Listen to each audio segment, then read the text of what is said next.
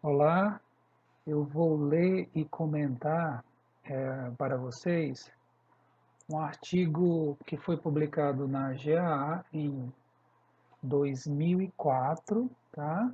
2004, só confirmando aqui isso, que tem o seguinte título: Fatores críticos para se obter sucesso na piscicultura marinha. Os autores John Tucker Jr. e a Sarah Kennedy. O Dr. John Tucker, ele é pesquisador-chefe do Instituto Oceanográfico de Harbor Branch, na Flórida, Estados Unidos, certo? Vamos ver aqui, vamos passar para o sumário, tá? Vamos passar para o sumário.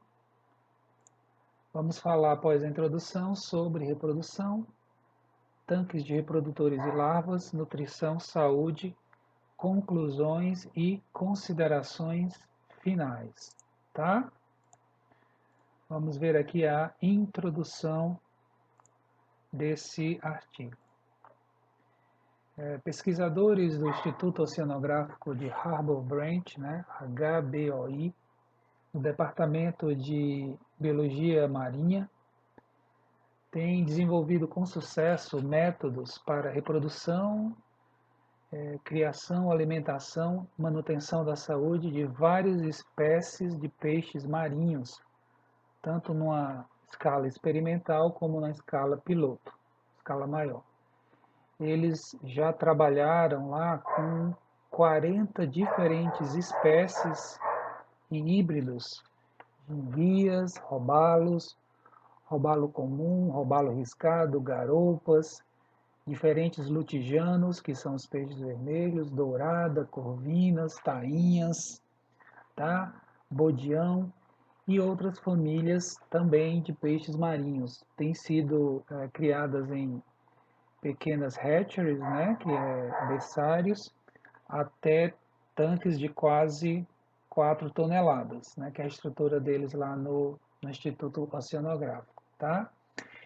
Eles já produziram isso lá em 2004, né? Mais de 33 mil juvenis e adultos de peixes marinhos já foram produzidos no Instituto de Pesquisa que fica em Fort Pierce, na Flórida, e mais de 25 mil foram liberados na natureza, tá? Esse trabalho de repovoamento, né, de populações ameaçadas, espécies ameaçadas.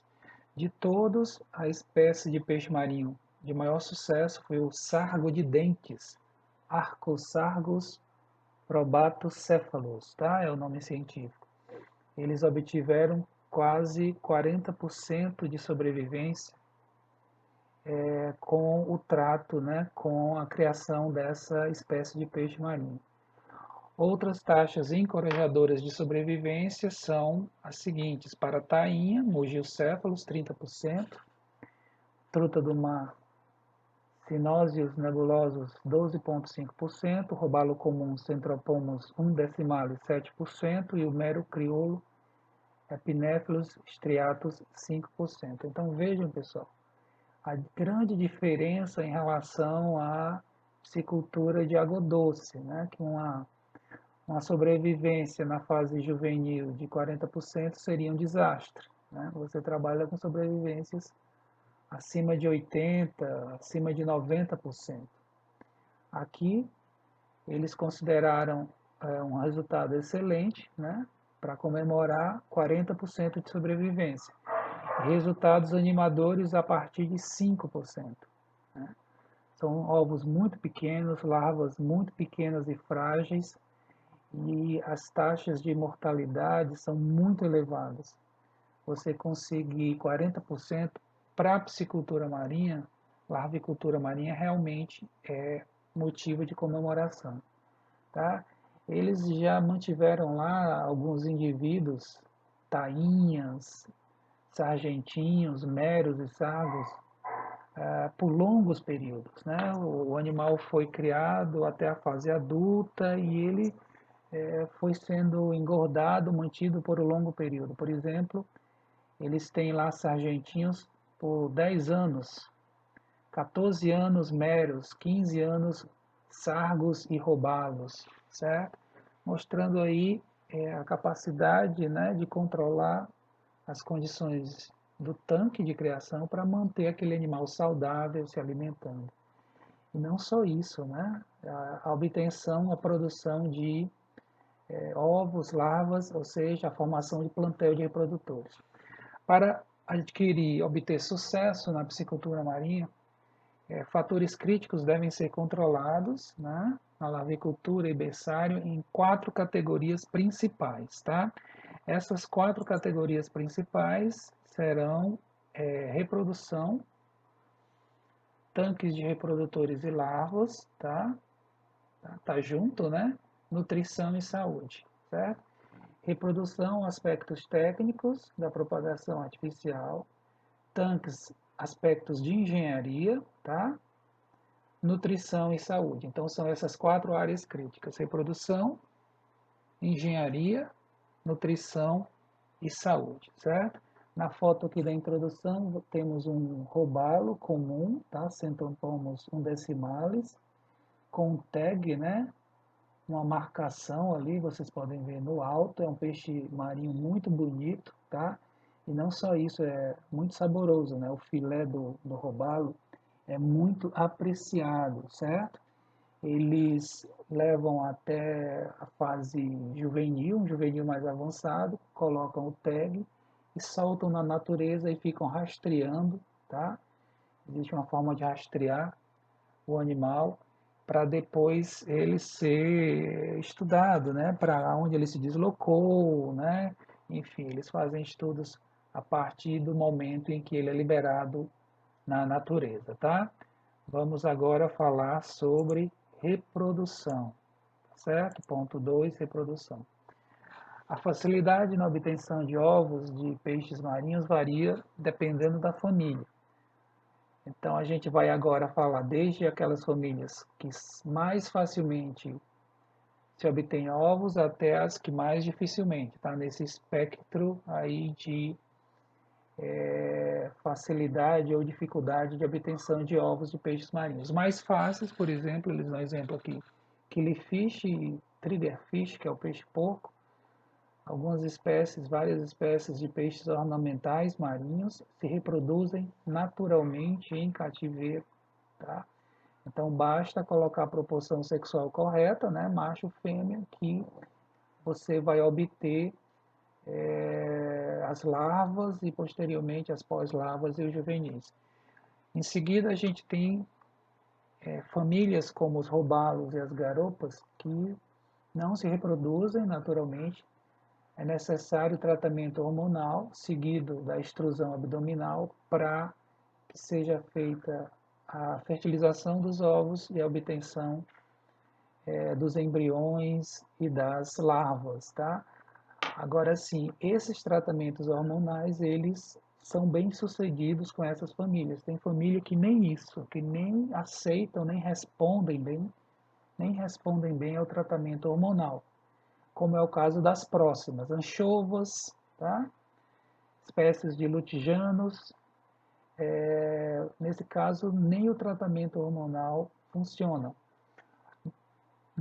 Para essas famílias só resta a obtenção dos reprodutores selvagens, né, a captura de reprodutores selvagens na natureza e a reprodutores já maduros, né, fêmeas ovadas, né, ou em fase de maturação gonadal, e a extrusão, a remoção dos produtos sexuais ser feita em laboratório, após a captura na natureza.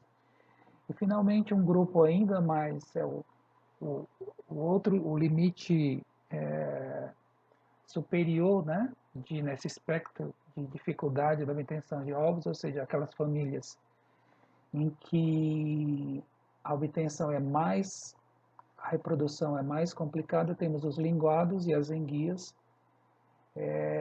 Não vale, é difícil até trabalhar, você ter sucesso com a obtenção, a captura de reprodutores na natureza.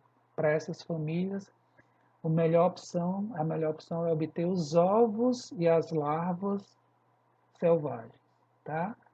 Não vale a pena obter nem os reprodutores. vão acabar morrendo, tá? Você obtém os ovos e as larvas, aí você incuba, né, faz a eclosão, a larvicultura em laboratório, certo? Essa é a parte da reprodução. Obviamente, seria mais interessante trabalhar com os dois primeiros grupos, ou que se reproduzem naturalmente em cativeiro, ou que respondem bem ao tratamento hormonal, tá? Os dois grupos mais difíceis ficaria para desenvolvimentos posteriores, ou então até se deixaria em segundo plano, anchovas, lutijanos, linguados e enguias, que não respondem bem ao tratamento hormonal, tá? E nem com a obtenção dos reprodutores na natureza você pode ter sucesso com essas espécies. Aqui na imagem da reprodução a gente tem um ovo de corvina, que é o red drum, tá? Os Sienopsis ocellatus em grande aumento, próximo da eclosão, tá? Próximo da eclosão. A gente consegue ver o embrião do peixe, né? São ovos translúcidos, né? A gente consegue ver o embrião dentro do ovo. No caso dessa corvina, esses ovos eles foram obtidos após o tratamento hormonal, né, das fêmeas e dos machos e a extrusão abdominal, certo? Vamos ver agora o ponto 3, que é tanques de reprodutores e larvas. A maioria dos peixes teleósteos marinhos tem diâmetros de ovos variando de 0,3 a 15 milímetros e o comprimento das larvas vai de 0,7 a 45 milímetros. Praticamente todas as espécies que têm potencial para maricultura têm diâmetro de ovos de 0,6 a 3,4 milímetros, tá? Pode ser menor que 1 milímetro, e chega até 3,4, e o comprimento da larva variando aí de 1,3 a 9 milímetros. Em resumo, são ovos e, consequentemente, larvas muito pequenas mesmo, tá? Uma coisa que essas larvas de peixes marinhos são muito sensíveis é a turbulência da água. Se você tiver uma aeração muito forte, por exemplo, movimentação intensa da água, a mortalidade talvez seja total. Tem que haver aí um ambiente em que esses fatores físicos, né, a turbulência, ele tenha gradações moderadas, né, as coisas aconteçam de forma moderada a suave, tá? A tolerância à turbulência e a compostos tóxicos nos tanques de criação, tá? Tanto de reprodutor e larva, vai depender, aqui falando das larvas, vai depender da espécie considerada. Em geral, as larvas menores são mais sensíveis, né? Então, o interessante é a gente trabalhar com essas espécies que têm os ovos um pouco maiores, 3,4 milímetros, e o comprimento das larvas chegando aí a 9 milímetros, vão ser menos sensíveis à turbulência e compostos tóxicos. As larvas demersais, ou seja, aquelas que vivem sobre o próximo fundo, geralmente são mais capazes de tolerar, né, as condições de cultivo, condições artificiais, do que larvas plantônicas, tá? Então, se você tiver que escolher entre espécies com larvas demersais versus espécies marinhas com larvas plantônicas, escolha aquelas que têm larvas, produzem larvas demersais, porque elas são mais resistentes. As larvas que elas ocorrem mais próximas à costa, mais condição mais estuarina, também são mais resistentes do que as larvas mais offshore, né, mais longe da costa, certo? Isso tudo é importante, são critérios de seleção de espécies para desenvolvimento, né, da piscicultura marinha, da maricultura, ou seja, você vai escolher aquelas mais fáceis de trabalhar, tá, ou menos difíceis, né? As larvas pequenas, que geralmente vivem em águas mais profundas, tendem a sobreviver melhor em tanques grandes, tanques maiores. Isso porque provavelmente elas não se adaptam bem em condições de maior restrição física, né, como tanques pequenos, né, aquelas paredes ali criam um estresse altíssimo nessas larvas, que vêm do ambiente de mar aberto, profundo, e elas acabam morrendo. Tá? Os sistemas de hatchery, né, lavicultura, e eles precisam manter a melhor qualidade possível de água no tanque. É uma das grandes dificuldades. Você tem que usar vários filtros, né, para manter essas larvas saudáveis, e além disso o alimento deve ser fornecido de uma forma ótima, né, que consiga abranger ou ser disperso de uma forma homogênea ao longo de toda a superfície do tanque. Esses sistemas de hatchery de lavicultura devem permitir um ajuste suave dos níveis de qualidade de água, troca de água, circulação, aeração, luz, à medida que a larva cresce. São organismos sensíveis, facilmente se estressam, tá? Então, as mudanças, qualquer mudança que você vai fazer, água nova, renovação de água, mudança de iluminação, mudança de aeração, tem que ser tudo muito gradual e suave. Se você fizer algo um pouco mais brusco, que até é interessante é isso. Para você pode até não parecer brusco aquilo ali, mas para a larva foi brusco. Ela estressou com aquilo ali e esse estresse foi o suficiente para que ela adoecesse e morresse, tá? Então esse foi os tanques de reprodutores de larvas. Veja aí uma imagem bonita, né? Uma foto bonita. Ali temos 3 indivíduos, 3 tainhas, tá? A do centro, esse magrão aí é o macho, e essas duas do lado são fêmeas já ovadas, né? Com o abdômen bastante estendido. Em breve, né? Vai acontecer aí a desova e a fertilização dos ovos, certo? Aí só por curiosidade, o autor Tucker, né, e a Kennedy informam que essas fêmeas elas passaram por muita manipulação, foram muito manipuladas e acabaram desenvolvendo vibriose que pode passar para os ovos, tá? Vamos para o ponto 4, nutrição, certo? Vamos para o ponto 4, nutrição. Vamos ver aqui. As larvas de peixes marinhos têm geralmente exigências nutricionais similares. Aqui é uma forma de simplificar, né? São muitas espécies, né? É difícil determinar a exigência nutricional de larva, então, de uma forma simplista, considera que são semelhantes entre as diferentes espécies. Na verdade, não é bem assim, mas você pode obter sucesso do ponto de vista prático, tá? Considerando dessa forma o problema. As larvas menores, elas precisam... só um minutinho aqui, vou dar uma paradinha aqui. As larvas menores, elas vão exigir, logicamente, né, presas menores, tem que ser proporcional ao tamanho da boca do animal, com a qualidade nutricional maior nos primeiros dias. É justamente onde acontecem as maiores mortalidades. Nos primeiros dias, não após a eclosão, tem ali algum saco vitelínico, mas que é muito pequeno, rapidamente, talvez em questão de horas se esgote, e então acaba sendo os primeiros dias onde acontecem as maiores mortalidades. E o alimento vivo acaba sendo necessário para essas larvas menores por um período de tempo mais longo, tá? Para a maioria das larvas no estágio inicial até o estágio intermediário, os copépodos são o alimento vivo de maior importância nutricional, os copépodos. Isso porque eles geralmente contêm grandes quantidades de ácidos graxos essenciais.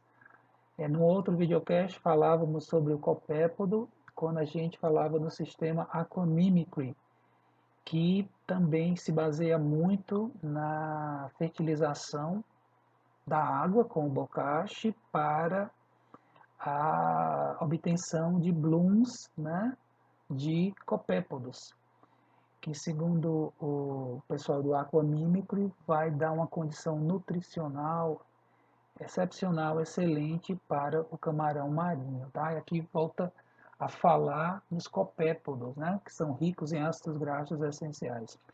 Lá no Departamento de Biologia Pesqueira do Instituto Oceanográfico de Hubble Branch, tá? Eles preferem utilizar copépodos que eles mesmos tenham produzidos e não obtidos na natureza. Então é alimento vivo, tá? Durante toda a fase de larvicultura. Usam também rotíferos e a artêmia, tá? Eles trabalham inicialmente com rotíferos que não foram enriquecidos nutricionalmente, são mais fáceis de obter e produzir, tá? Só que esses rotíferos, eles receberam uma dieta, foram cultivados com algas de alta qualidade. Existem os protocolos, né, já estabelecidos para isso. Depois passa-se para a oferta de rotíferos que receberam enriquecimento nutricional, tá? Foram aplicados aí óleos, leveduras, probióticos para o enriquecimento nutricional desses rotíferos. A produção desse alimento vivo já é mais cara, então se adia ao máximo como uma forma de economizar recursos, tá? Só que eles falam aqui que esses rotíferos enriquecidos eles causam uma deterioração na qualidade de água, tá? Acabam sujando mais a água, então se adia ao máximo o fornecimento desses rotíferos enriquecidos. Vai entrar em determinado momento os náuplios de artêmia, tá? Primeiro não enriquecido nutricionalmente, apenas 1 ou 2 dias. Daí por diante as larvas vão receber metanáuplios enriquecidos de artêmia, certo? O custo da alimentação geralmente varia, é o custo mais alto, né? Das despesas operacionais, isso é uma regra geral para a aquicultura em todas as fases, tá? Aqui também não é diferente, certo? E eles têm uma linha de pesquisa lá no Hubble Branch de eliminar ou usar o mínimo de farinha de peixe nessas rações para os juvenis. Eles têm conseguido bons resultados, tá? Por exemplo, com a criação de robalos, garoupas, essa truta do mar e a tainha, eles conseguiram bons resultados com rações sem farinha de peixe, certo? E mesmo assim os animais apresentaram um bom crescimento para o peixe marinho, que é bem lento, tá? A taxa de crescimento do peixe marinho ela é consideravelmente menor do que taxa de crescimento de peixes de água doce, certo? É um produto bem mais valioso, só que os custos de produção são bem mais altos, tá? Então eles estão agora trabalhando uma linha de pesquisa para diminuir a inclusão de farinha de peixe nas rações iniciais, que aí é mais difícil, porque existe uma dependência maior, né? Porque é difícil simular o perfil nutricional da farinha de peixe a partir de outros alimentos, certo? E o robalo, eles dizem que o robalo comum foi criado de 70 a 700 gramas, tá? Com a taxa de crescimento de 0,9 a 1% ao dia, certo? É um fator de conversão alimentar de 0,9 a 1,1, com ração que não tinha farinha de peixe. E nesse trabalho, o grupo controle, né, que foi uma ração convencional, que tinha bastante farinha de peixe, tinha um aqui que chegava a ter 60% de farinha de peixe. Essas rações experimentais, que não é o foco aqui do artigo, elas foram tão boas quanto. Então eles estão dizendo aqui o seguinte, que eles já estão numa fase mais avançada lá, não é simplesmente o que fazer para reproduzir, né, para criar larva, tá? Para obter o juvenil. Eles já conseguem fazer isso, né, com determinadas famílias de peixes marinhos, robalos, né, garoupas, tainhas, já conseguem fazer isso bem.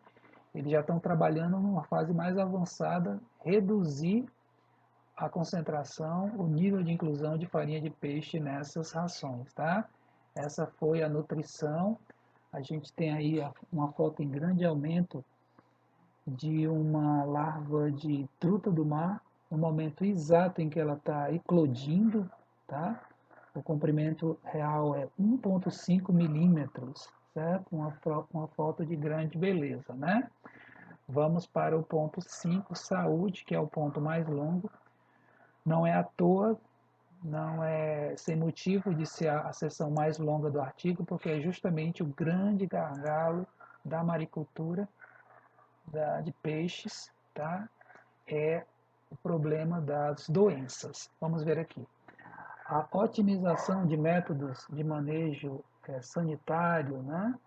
Ou profiláticos, que levem a sobrevivências e crescimentos estáveis e predizíveis, né? Previsíveis, vai ser uma etapa importante para que se consiga chegar a protocolos de criação sustentável de peixes marinhos em todo o mundo, especialmente quando combinado a boas condições sanitárias, né, higiênicas, né, limpeza, desinfecção de todos os equipamentos e tanques do pessoal, né?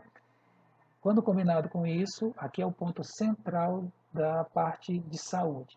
O uso de bactérias probióticas pode ajudar a reduzir e talvez até eliminar a necessidade do tratamento com drogas, tá, dos peixes mantidos nesses tanques. Então eles apostam, não só apostam, tá, eles já têm obtido bons resultados, né, bons resultados do ponto de vista de sobrevivência, né, de crescimento de juvenis, isso por padrão marinho, né? Boa sobrevivência é 40%, tá certo? Bom crescimento é aquele que ele falou aqui agora há pouco, né? Você ter aí 1% ao dia, tá? 1% ao dia. Com o uso de bactérias probióticas. Essas bactérias podem ajudar os peixes por melhorar, estabilizar a microflora intestinal, excluir patógenos presentes no trato gastrointestinal, melhorar a digestão dos alimentos, fornecer enzimas benéficas, né, que vão aumentar a digestibilidade, são fontes de enzimas e de promotores de crescimento. Essas bactérias probióticas também melhor estabilizam a ecologia bacteriana dos sistemas de cultivo, tá? Então, o uso de probióticos nesses tanques de larvicultura de peixes marinhos é considerado o pulo do gato, tá? É considerado o ponto central para o sucesso do manejo sanitário, tá? A prevenção de doenças nessas criações, certo? Tanto do ponto de vista do organismo, da larva, da pós-larva e do juvenil, a parte da digestibilidade, a parte de tolerância a doenças, como também o tratamento da água, né? Esses tanques não têm solo, né? O tratamento da água, da microbiota desses tanques, certo? Eles começaram a trabalhar com probióticos já em 1995, fizeram uma investigação longa, tá? Bastante abrangente sobre a microflora que se desenvolve na água desses tanques de larvicultura e nesses sistemas de cultivo de peixes marinhos, sejam aqueles que recebem alimento vivo, tá? Ou seja, produzido no laboratório, sejam aqueles que os tanques recebem copépodos selvagens. As bactérias são encontradas em animais saudáveis, né? Não é selvagens, não, saudáveis. As bactérias são encontradas em animais saudáveis na pele e no intestino, mas não no músculo ou outros órgãos, tá? Peixes saudáveis. Várias cepas de bactérias probióticas já foram isoladas de peixes, tanto marinhos como de água doce, saudáveis, criados em laboratório, tá? Essas cepas de bactérias probióticas benéficas, elas naturalmente ocorrem no ambiente natural e em peixes selvagens saudáveis. Tá, pessoal? Essas bactérias probióticas, elas já estão na natureza, tá? Os animais saudáveis já apresentam essas bactérias probióticas. Ambientes saudáveis, né? Geralmente que não tenham sofrido aí degradação antrópica, né, de origem humana, eles apresentam essas bactérias probióticas. Quando as condições físico-químicas, né, são favoráveis, essas bactérias probióticas, elas naturalmente se desenvolvem, tá certo? O uso dessas cepas aumenta, né, a sobrevivência dos animais, como por exemplo no experimento que eles fizeram com o robalo, tá? Eles conseguiram bons resultados, eles saíram de uma sobrevivência de menos de 2% para 7%. Né? Parece que não aconteceu nada. Vejam que o padrão da piscicultura marinha é diferente, você tem que pensar com outra cabeça quando você trabalha com piscicultura marinha. Você trabalha com outros parâmetros, tá? Outras referências. Passar de 2 para 7% foi aí um resultado excelente, tá? Se aproximando dos 10%. Isso a obtenção de robalos com 50 dias, juvenis de robalo com 50 dias de vida. E a administração desse probiótico também melhorou o crescimento e a uniformidade de tamanho do robalo. Então, eles usam, tá? Com bastante propriedade, né? Eles sabem da importância do uso, da administração desses probióticos, né? Nas rações dos animais, né? Desses peixes, nos tanques, tá? Aplicação na água, isso vai trazer benefícios muito importantes, tá?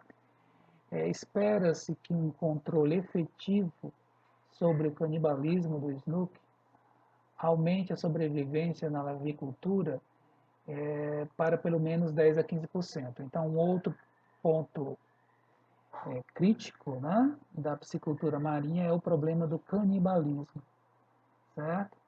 Que as larvinhas, né, na verdade as pós-larvas, depois que acaba o saco vitelínico, elas desesperadamente começam a se alimentar e o que tiver pela frente elas ingerem por menor do que a boca delas, tá? Geralmente quem está pela frente é um outro indivíduo igual a ela, ou seja, elas realizam o canibalismo.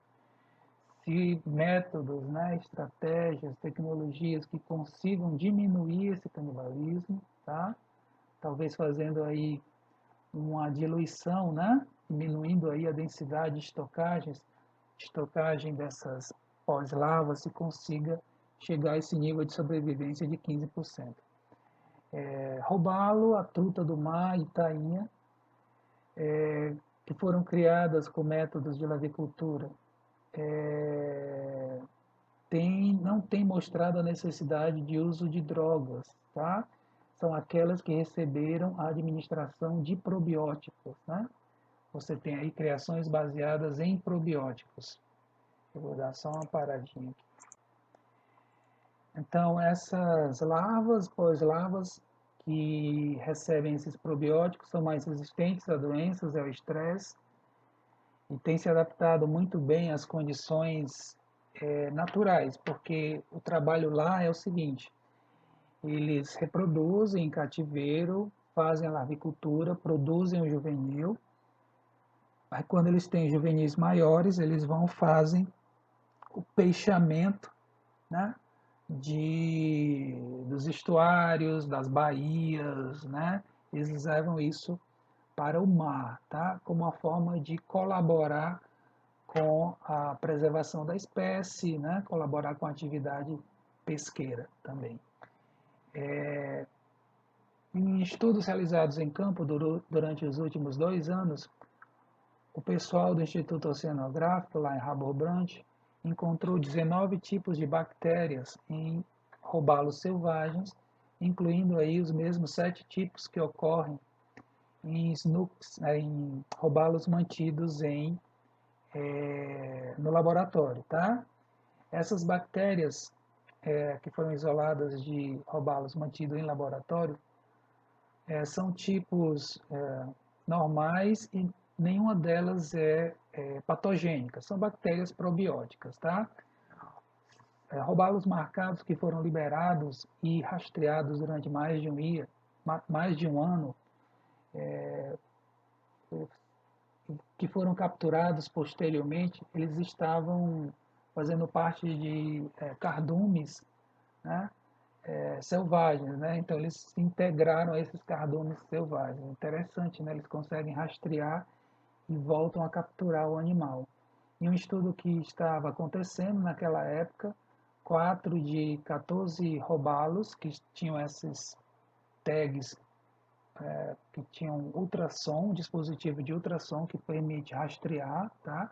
Foram localizados em cardumes de robalos selvagens até 12 quilômetros distante do local, dos locais em que eles foram liberados 6 meses após, tá? Então isso permite ter uma compreensão muito boa, né, das movimentações dessas populações selvagens naquela área de estudo. Existem estudos semelhantes com garopas, que foram rastreados por até 16 meses após a liberação. Bactérias selecionadas de um ambiente específico têm uma capacidade muito maior de produzir substâncias antipatogênicas, né, e outras que combatem micro-organismos patogênicos e competir de uma forma bem sucedida pela prevalência ecológica naquele ambiente do que bactérias de uma fonte diferente. Isso aqui é importantíssimo, pessoal. Um dos segredos para o sucesso dos probióticos é você ter uma especificidade entre a bactéria probiótica e o ambiente em que ele vai ser aplicado. Uma especificidade entre a bactéria probiótica e o organismo que vai receber aquele probiótico. Tem uma chance muito maior de obter bons resultados quando existe uma correlação entre esses fatores, ou seja, os probióticos tenham sido obtidos daquela mesma espécie em organismos saudáveis, os probióticos tenham sido obtidos, tá? Eles vivam naturalmente nas mesmas condições de criação nas quais ele vai ser aplicado, tá? Mesma salinidade, mesmo pH, tá? Mesma temperatura, condições físico-químicas semelhantes.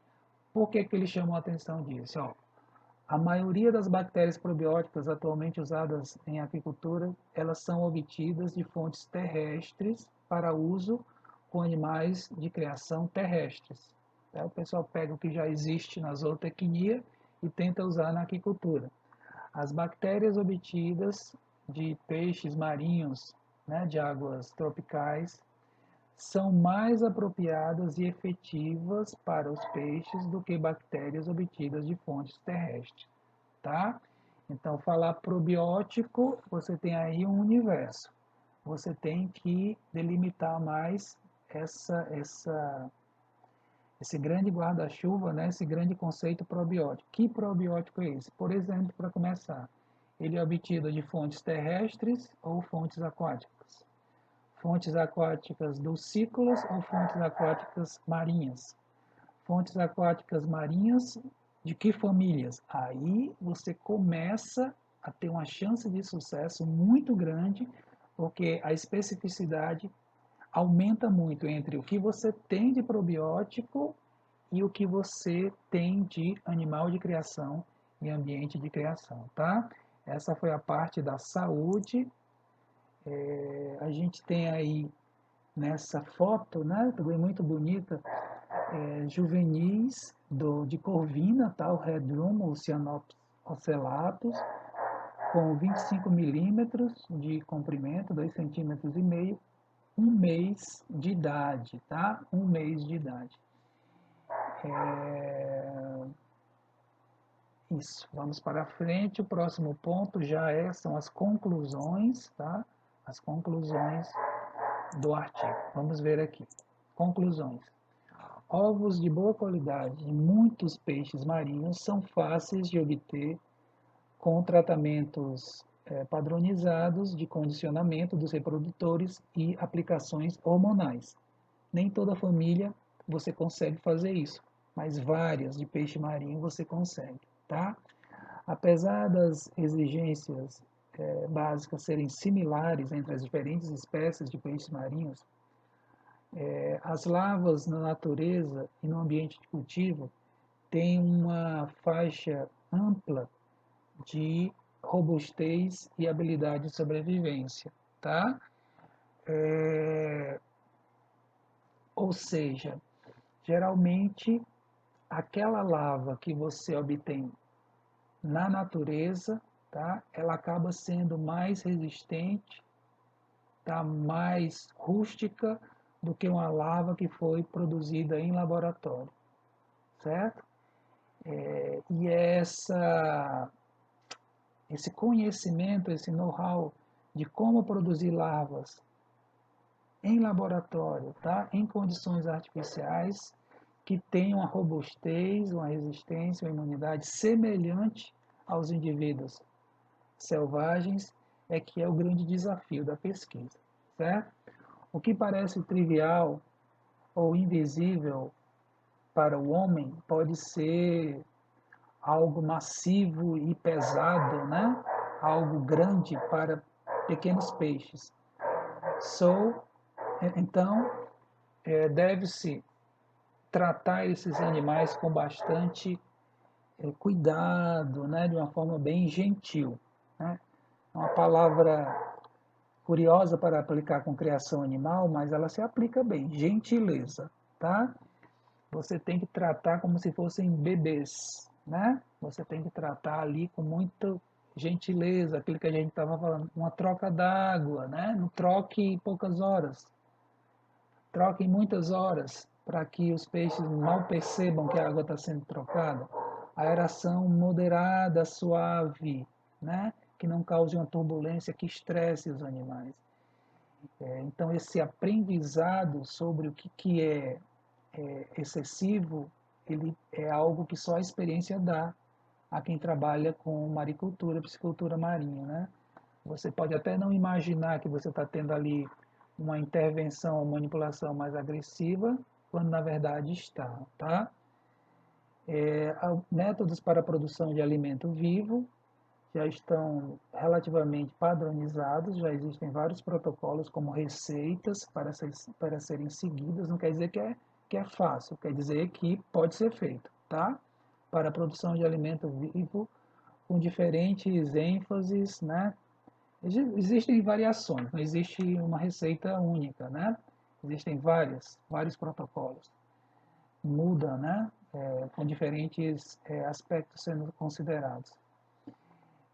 Depende da espécie, né? Existem alguns protocolos melhores para algumas famílias de peixes marinhos, isso falando na produção de alimento vivo, do que para outros e também em relação à estrutura física de criação, aos tanques, tá?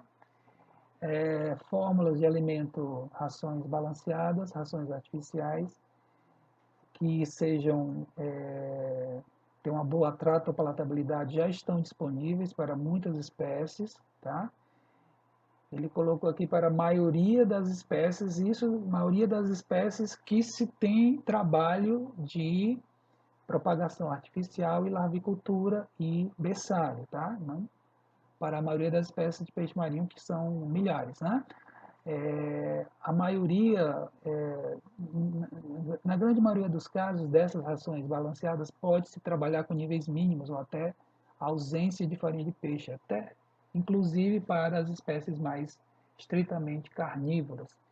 Em tanques em sistemas bem manejados, deve ser possível manter a saúde desses peixes marinhos, tá? Em altos níveis, mesmo sem o uso de drogas, né, de antibióticos, trabalhando fortemente com a abordagem probiótica, tá? Com a abordagem probiótica. Um controle mais natural, né, das doenças. Vamos agora para último ponto, que são as considerações finais, tá? Considerações finais. Pessoal, o que eu posso falar para vocês sobre essa piscicultura marinha? É muito mais trabalhoso do que a piscicultura de água doce, tá? Principalmente porque você vai estar lidando com organismos muito sensíveis, muito pequenos, frágeis, tá? Tem que fazer desmame para, em muitos casos, para aceitação do alimento seco, do alimento vivo. A qualidade da água tem que ser ótima, não pode ser subótima, tá? De tal forma que você, quem estiver disposto, né, a investir, trabalhar com isso, tem que mudar a cabeça, porque vai trabalhar com sobrevivências menores, tá? São organismos que crescem mais lentamente, tá? Você captura um indivíduo de 5 quilos, uma pesca no mar, né? Alguma espécie de peixe, quanto tempo ele passou para chegar àquele porte, né? E será que é viável, né? Esperar, aguardar todo aquele tempo em cativeiro? Talvez não seja viável, mas você diz, não, mas eu posso acelerar a taxa de crescimento. Enfim, pode. Só que no lugar de 2 anos, 3 caiu para 1 ano e meio, né? Mesmo assim é um tempo longo, né? Considerando aí o ciclo de produção do camarão, 5, 6 meses, né? Camarão marinho. O ciclo de produção da tilápia, 4 meses. Só que você tem um produto diferenciado, né? Um robalo, uma garopa, né? Você tem aí produtos de alto valor de mercado. Mais uma vez entra em questão aqui a relação custo-benefício, né? Tem que ver se os benefícios mais do que pagam, se eles superam de modo vantajoso aqueles custos, né, que vão ser altos, tá? É interessantíssimo trabalhar com piscicultura marinha, porque você está lidando diariamente com a biologia da espécie, tá? Você tem que estar sempre desenvolvendo, né, novos conhecimentos para conseguir fazer frente às dificuldades que inevitavelmente vão aparecer, tá certo? Então, tem dicas básicas, né? Dicas bem simples, eles não contaram os segredos, né? Até porque não é nem o foco do artigo, tá? Eles não contaram os segredos lá do Instituto Oceanográfico, teria que ir lá, visitar, trabalhar lá para você conhecer, saber certinho como é que eles estão fazendo. Deram apenas algumas dicas, algumas orientações gerais, mas passaram uma imagem, uma ideia de que não é tão complicado quanto se imagina, né? Porque, geralmente, quando se fala em piscicultura marinha, já se pensa, né, em mortalidades quase totais, 95%, e acontece mesmo, tá? Às vezes totais, o animal adoecendo e morrendo quando você achava que estava indo tudo bem, certo? Animais com crescimento muito lento, né? Você passa aí meses alimentando e vê alterações pequenas no porte do animal, tá? Acaba levando a frustrações muito grandes. Eles estão tentando desmistificar isso, né? O Tucker, né? O Tucker e a Sarah Kennedy estão tentando desmistificar isso, dizendo que é trabalhoso, é difícil, mas não é tão complicado. Não é tão complicado. Existem já vários protocolos sanitários, protocolos alimentares, tá? E os probióticos, né, que hoje é uma realidade na aquicultura, eles estão aí para ajudar e contribuir de modo altamente significativo para a piscicultura marinha, tá? Tem que saber usar, como tudo, né? Tem que saber usar os probióticos, não é simplesmente dizer eu uso probióticos. Como você usa, quais são os probióticos, né? Qual é aí a metodologia de uso de administração na água, na ração, certo? Para você efetivamente fazer bom uso dessa estratégia excelente que é o uso dos antibióticos para eliminar antibióticos, né, e outros tratamentos mais agressivos. Pessoal, era isso, certo? O artigo. Eu espero que tenha sido interessante, tá? É uma introdução, né? Uma introdução à piscicultura marinha, tá? E eu agradeço a todos a audiência, desejo muita saúde, muita paz. E é isso, pessoal. Obrigado. Até a próxima.